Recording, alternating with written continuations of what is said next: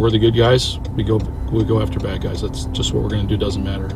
This law enforcement officer with 23 years on the job. Extra tourniquet, chest seals, quick clap. Has spent the past 3.5 years on the U.S. Marshal Service Fugitive Task Force.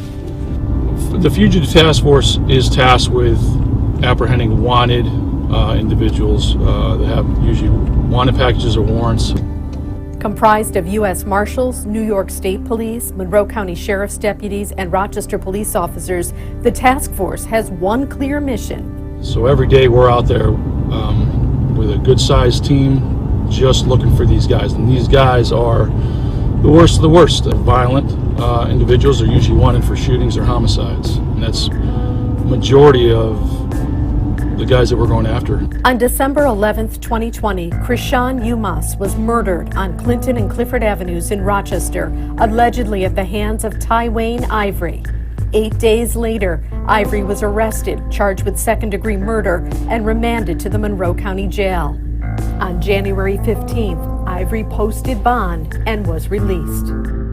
We'll work whatever hours we have to and whatever days we need to make sure that they are located and apprehended. Fast forward 7 months later, August 25th, 2021, Ivory reoffended, allegedly pointing a gun at a woman and her daughter. When the task force located Ivory, he fled, leading police on a chase that ended when he crashed his car. Ivory then led police on a foot chase, pulled out a gun, then ditched it before police caught up with him. Ivory was arrested on domestic charges, criminal possession of a weapon second, and several vehicle and traffic charges, and once again landed himself in the Monroe County Jail. 1 day later, Ivory posted bail, released from jail again. With all that stuff going on, he was released again within a day or two, which is, I guess I don't care who we are, like that just is like, how does that happen? A judge subsequently revoked the murder bond. The U.S. Marshal Service Fugitive Task Force got the call again to apprehend Ivory. He was taken into custody here on Sydney. It is a very big sacrifice we make, but I do believe that if we didn't exist, no matter what politics or the system is doing or not doing, if we truly just gave up and did nothing, like where would we be?